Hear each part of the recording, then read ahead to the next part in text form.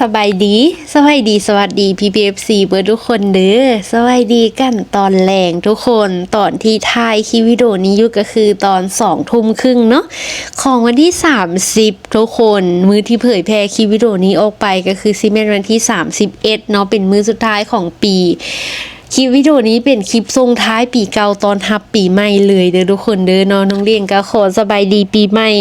PPFC ล่วงหน้าเลยเนาะมื้อที่เผยแพร่คลิปวิดีโอนี้เนาะเป็นมื้อที่น้องลี่เองเดินทางกลับบ้านเนาะเพราะว่าโรงเรียนของน้องลีเพิ่นพักปีใหม่เนาะสิได้กลับมาอีกเทื่อนึงกับวันอาทิตย์พุ่นล่ะทุกคนอย่าลืมเบิ่งคลิปนี้จนจบเลยเด้อทุกคนยาวแด้แต่ว่าอยากให้ PPFC เบิ่งเนาะเพราะว่าท้ายคลิปน้องลีเองมีเว้าความในใจเล็กน้อยเนาะที่อยากบอกกับ PPFC ทางบ้านที่ติดตามกันมาตั้งแต่ดนเนาะทุกคนเนาะอย่าลืมเบิ่งคลิปวิดีโอนี้แต่ต้นจนจบเด้อทุกคนเด้อเนาะแล้วคลิปนี้ทุกคนก็เป็นคลิปที่พิเศษเนาะน้องเลี้ยงสิมาสานสัมพันธ์ไทยลาวเฮาทุกคนเป็นคลิปที่น้องลีเองสิมานำเสนอ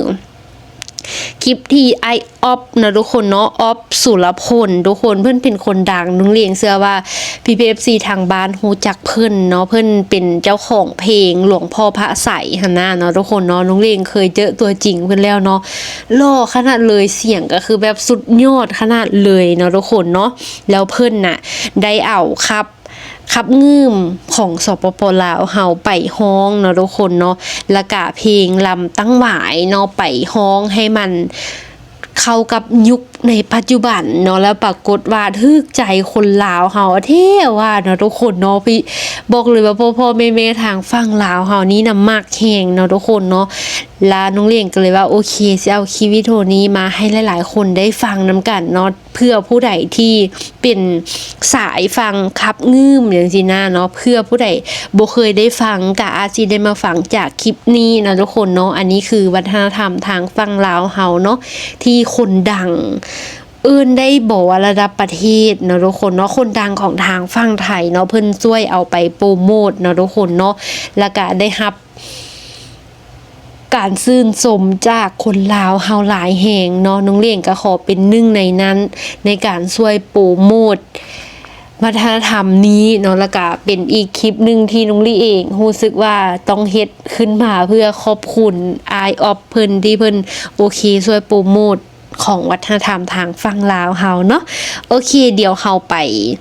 ฟังคลิปกันเลยถ้าผู้ใดอยากไปติดตามเพิ่นเนาะสามารถพิมพ์คำว่าออฟสุรพลทุกแพลตฟอร์มได้เลยเนาะก็สิได้ฟังเสียงม่วนๆของเพิ่นได้เลยบอกเลยว่าเสียงเพิ่นม่วนสุดๆน้องเลี้ยงยกโปรให้เต็ม10เต็ม10เลยนะเนาะทุกคนเนาะโอเคไปเดี๋ยวเราไปฟังที่เพิ่นคับกันเดี๋ยวเรามาฟังไปพร้อมๆกันเลยทุกคนต้องตอละแกนอยู่จอมดอยอยู่ต้องตอละแกนอยู่จอมดอยลมมาสีจะไว้โอยพัดต้องอยู่สร้างดื้อสร้างนั่นละเด้อกะสร้างบ่ผิวไปพายปิวไปพายกับปิวไปตามผู้สายลมไปเสวินละมีเวิ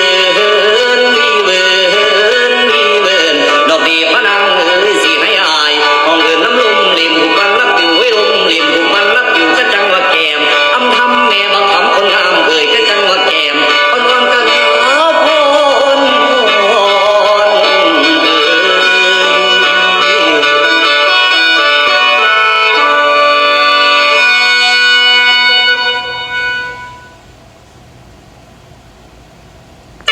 ลำตั้งหวาย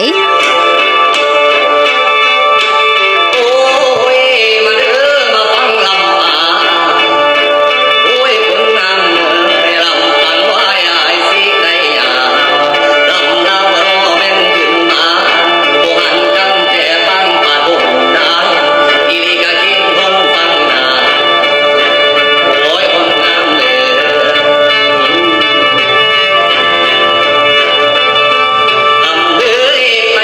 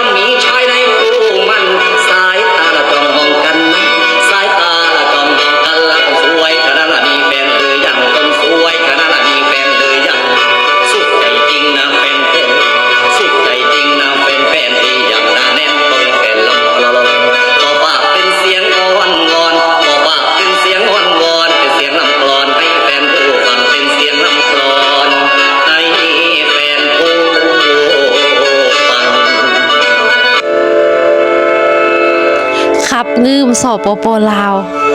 โอ้เดใสงามงามเอ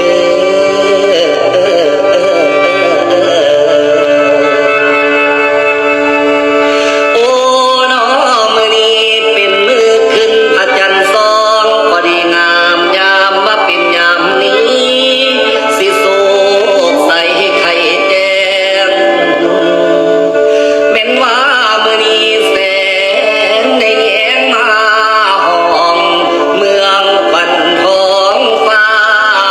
เปิดปองได้รอบพี่น้องไทยลาวน้อ โอ้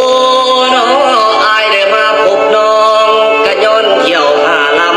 ำคันบ่ท้อลำเป็นสิบ่เห็นอีนางซ้ำอันแม่นว่า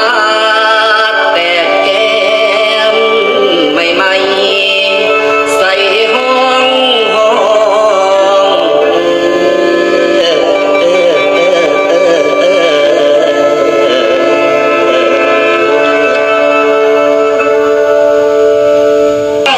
โอ้ยมาเด้อมาฟังลำอาโอ้ยคนงามเลยลำทางไฟหายสีในยาวลำเล่ารอแม่นเป็นสาวบ่หันกับแต่ฟังมาทมใจที่จะกินคนฟังนายั่วยั่วโอ้ยคนงามเยอะยั่วยั่วยั่วยั่วยั่วยั่วยั่วยั่วยั่ว ลำมหาไซทุกคน โ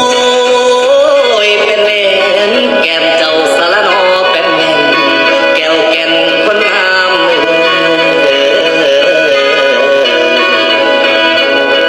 แม่นเด็กคันว่าหักเดือนี้อายบ่หวังสิเอาไผ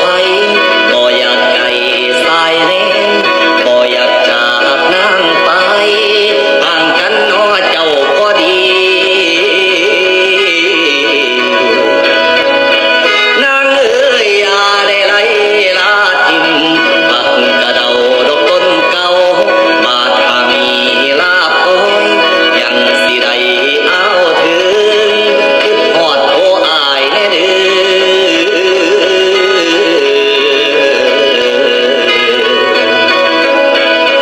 เฮ้ยเฮ้ยเฮ้ยอ่ะเฮ้ยอ่ะ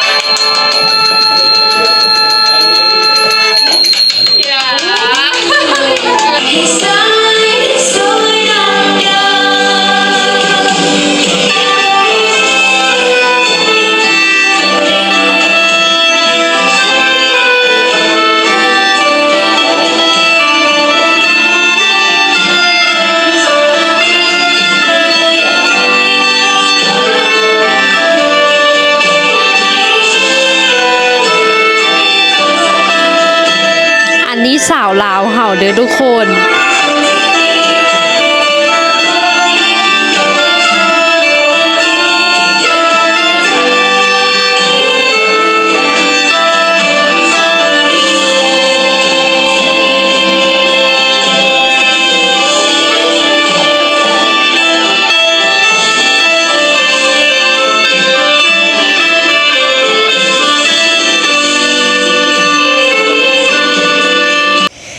เป็นยังไงกันเด้PPFC หลังจากที่ได้เบิ่งคลิปวิดีโอนี้ตั้งแต่ต้นจนจบเนาะมีผู้ใดเบิ่งจบอยู่บ่เนาะ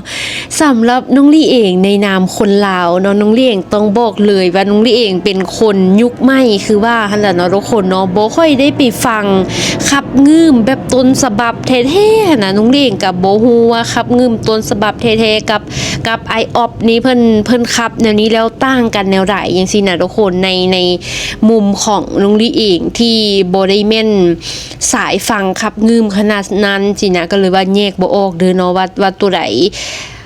แบบเข้าถึงอารมณ์กว่าสินะเนาะแต่น้องเลี้ยงไปอ่านเบิ่งคอมเมนต์เนาะหลายๆคนบอกว่าสุดยอดเนาะสุดยอดเลยว่าซั่นคล้ายคือต้นฉบับแท้ๆเลยเนาะหลายๆคนว่าแนวนั้นเนาะ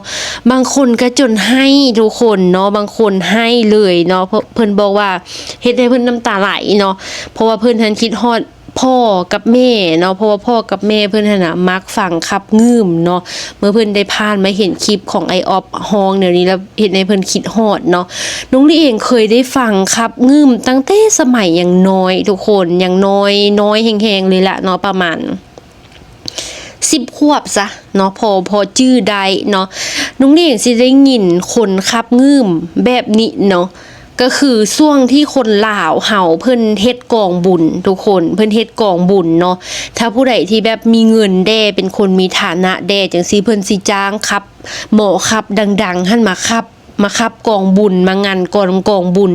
แต่ว่าถ้าผู้ใดที่แบบบ่มีงบแด่แบบสิว่าจังได๋บ่มีงบงบน้อยนะทุกคนเนาะคือจ้างครอบครัวของน้องลี่ที่เคยเฮ็ดผ่านมาเนาะเฮาก็บ่ได้มีทุนที่สิไปจ้างหมอครับมาโอ้ค่าตัวเพิ่นแพงเนาะกะเปิดเอาทุกคนเปิดเอาเสียงหมอครับอยู่ใน YouTube หั่นแหละเนาะเปิดใส่ลำโพงเนาะทุกคนเนาะก็เลยได้ฟังเฉพาะตอนนั้นเนาะทุกคนเนาะแต่ว่าแม่ของน้องลี่น่ะมักแฮงทุกคนเนาะแม่หันสิอัดใส่เทปน้อยๆที่ผู้เฒ่าดอกเพิ่นมักพกติดโตไปนำเวลาเสียยาซอกเสียยาสวนจังซี่เพิ่นมักเปิดฟังครับงืมเนาะสำหรับน้องลี่เองนะฟังในนามของคนที่แบบบ่ได้ฮู้ถึงค่ะหมอครับดังๆจังซี่นะทุกคนน้องลี่เองว่าสุดยอดเนาะถ้าผู้ใดที่เป็นสายฟังครับหมอลำเดี๋ยวนี้ให้คะแนนเท่าไหร่ทุกคนคอมเมนต์บอกน้องลี่เด้อเนาะแต่สำหรับน้องลี่นี่รู้สึกว่าม่วนหลายๆเลยเนาะทุกคนเนาะแล้วน้องเด่งก็คิดว่าม่วนหั่นละเนาะทุกคนเนาะม่วนเลยหั่นละเนาะเพราะว่าคนลาวที่หลายๆคนเนาะที่เพิ่นฟังครับอยู่แล้วสินะเนาะทุกคนเนาะเพิ่นก็ไปชมเนาะว่าม่วนเนาะถึกอกถึกใจเนาะคือจังคอมเมนต์นี้เนาะพ่อคอยก็เป็นหมอครับงืมเนาะแล้วเพิ่นก็ขอบใจไอออฟเนาะที่รักษาอันนี้ไว้เนาะยังเอามันมามิกยังเอามาแบบมาคับให้มันเข้ากับยุคปัจจุบันจังซี่นะทุกคนเนาะคือจังคอมเมนต์นี้เนาะเพิ่นบอกว่าสมเสยเด้อถือว่าครับม่วนเนาะฝึกฝนต่อไปเนาะฝึกฝนต่อไปหลายๆว่าซั่นเนาะทุกคนเนาะม่วนเด้เสียงดีหลายส่วนหลายแล้วแม่นสิถึกใจแม่ๆเนาะทุกคนเนาะถึกใจแม่ๆเนาะเดี๋ยวน้องเร่งกลับไปบ้านเนาะบางทีสิเฮ็ดคลิปนี้อีกเทื่อนึงทุกคนที่เอาไปให้แม่ของน้องลี่เนาะที่เพิ่นเป็นสายฟังครับฟังลำอยู่แล้วได้ฟังเนาะว่าเพิ่นสิรู้สึกจังไดเนาะทุกคนเนาะเพราะว่าคนลาวณตอนนี้อยู่ในคอมเมนต์ก็คือเสียงแตกแตนเนาะบอกว่าม่วน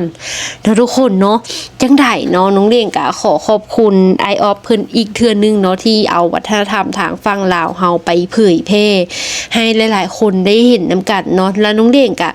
ขออนุญาตเอาคลิปวิดีโอนี้มาเผยแพร่นำตื้มเนาะเพื่อให้ PPFC ทางบ้านที่ติดตามน้องลี่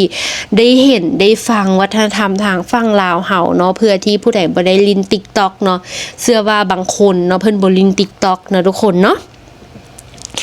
ท้ายคลิปนี้ทุกคนเนาะน้องเล่งก็สิขอใช้พื้นที่นี้ในการส่งท้ายปีเก่าต้อนรับปีใหม่ของเฮาทุกคนเนาะที่ผ่านมาเห็นคลิปวิดีโอนี้นำกันเนาะน้องเล่งท้ายคลิปวิดีโอนี้ในวันที่30 เดือน 12 2025เนาะมือที่ได้เผยแพร่คลิปวิดีโอนี้ออกไปก็คือซีเมนมือสุดท้ายของปีเนาะวันที่31เนาะทุกคนเนาะวันที่31ของ2025ปีหน้า2026ก็ขอให้เป็นการเริ่มต้นใหม่ที่ดีทั้งของน้องลี่เองและก็ของ PPFC ทางบ้านเนาะทุกคนเนาะมือที่เผยแพร่คลิปวิดีโอนี้ออกไปน้องลี่เองก็ได้กลับบ้านแล้วทุกคนเนาะน้องเลี้ยงเดินทางกลับล่องซานแล้วเนาะระหว่างที่ทุกคนเบิ่งคลิปนี้อยู่เนาะกะเตรียมไปติดตามคลิปอยู่ทางบ้านเด้อทุกคนเด้อเนาะวันอาทิตย์พุ่นละเนาะวันอาทิตย์ของทิศนี้แหละเนาะน้องเลี้ยงก็จึงสิได้กลับมาเรียนเนาะเพราะว่าโรงเรียนเพิ่นพักช่วงปีใหม่เนาะทุกคนเนาะกะท้ายคลิปวิดีโอนี้น้องเล่งกะบ่มีอีหยังหลายทุกคนน้องเล่งกะอยากขอขอบอกขอบใจ PPFC ทางบ้านทุกๆคนที่ติดตามมาตั้งแต่เริ่มจนมาฮอดปัจจุบันเนาะทุกคนเนาะน้องเลี้ยงกาเว้าได้เลยว่าถ้าบ่มี PPFC ที่ติดตามเบิ่งคลิปอยู่ณตอนนี้เนาะน้องเลี้ยงกะอาจจะบ่ได้มีชีวิตที่ดีซ้ำนี้ได้เนาะบ่สามารถพัฒนามาซ้ำทุกมื้อนี้ได้เนาะทุกคนเนาะปีนี้ก็ถือว่าเป็นปีที่น้องลีเองได้เรียนรู้อีหยังหลายๆอย่างเนาะได้แล้วก็เป็นอีกปีหนึ่งที่น้องเลี้ยงกล้าเว้าได้เลยว่าเป็นปีที่บ่ได้ใช้ชีวิตแบบให้มันเสียเวลาไปซื่อๆเนาะเป็นปีที่น้องเลี้ยงได้เริ่มต้นเฮ็ดอีหยังใหม่ๆที่บ่เคยเฮ็ดหลายอย่างเนาะแล้วก็เป็นปีที่ใช้ชีวิตได้คุ้มค่าแฮงๆเลยเนาะทุกคนเนาะและปี2026น้องเลี้ยงก็เชื่อว่าเป็นอีกปีหนึ่งที่น้องเลี้ยงสิตั้งใจใช้ชีวิตเนาะเพราะว่าน้องเลี้ยงรู้สึกว่าน้องเลี้ยงตั้งแต่เริ่มเฮ็ด YouTube มาเนาะแล้วมีคนติดตามตั้งว่า200,000กว่าคนที่น่ะมันไม่เป็นเรื่องง่ายเลยแล้วก็หลายแฮงคนติดตาม200,000คนนี่สำหรับน้องเลี้ยงมันหลายแฮงเนาะแล้วน้องเลี้ยงบ่ได้มีอีหยังที่สิไปตอบแทนทุกๆคนจังซี่นะเนาะนอกจากเฮ็ดคลิปลงทุกมือให้หลายๆคนได้เบิ่งเนาะคือจังช่วง 2-3 มื้อก่อนช่วงก่อนๆเนาะที่น้องลี่เองบ่ได้ลงคลิปสินะ FC ก็แซดมาถามเนาะว่าเป็นอีหยังบ่คือบ่ลงคลิปจังซี่นะเนาะถ้าติดตามอยู่เด้อจังซี่นะเฮ็ดให้น้องลี่ฮู้ได้เลยว่าโอ้ยังมีหลายๆคนที่ฮักเฮาแล้วก็ถ้าเบิ่งคลิปเฮาจังซี่นะทุกคนแล้วน้องลี่ก็เลยรู้สึกว่าสิตอบแทนทุกคนที่ติดตามโดยการตั้งใจใช้ชีวิตให้ดีเนาะทุกคนเนาะน้องลี่ได้ประโยคนี้จาก FC ผู้หนึ่งเนาะที่น้องลี่เองเคยเฮ็ดคลิปขอบใจทุกคนที่ติดตามตอน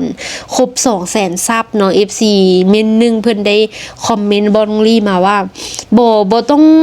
ตอบแทนอีหยังก็ได้เนาะบ่ต้องคิดหาอีหยังมาตอบแทนก็ได้เนาะเพียงแต่ตั้งใจใช้ชีวิตของตัวเองให้ดีอันนั้นก็ถือว่าเป็นการตอบแทน PPFC ที่ติดตามแล้วเนาะน้องเล่งก็เลยโอเคเนาะสิตั้งใจใช้ชีวิตให้ดีเนาะบ่ว่าสิเกิดอีหยังขึ้นก็สิคิดเสมอว่ามี PPFC ทางบ้านที่น่าฮักอย่างท้าฟังคลิปอย่างท้าเบิ่งคลิปเฮาอยู่เนาะก็สิประมาณนี้แหละทุกคนจังได๋ก็สบายดีปีใหม่ PPFC ทางบ้านเบิดทุกคนเด้อเนาะเดี๋ยวเจอกันคลิปหน้าทุกคนบ๊ายบายสวัสดีเด้อ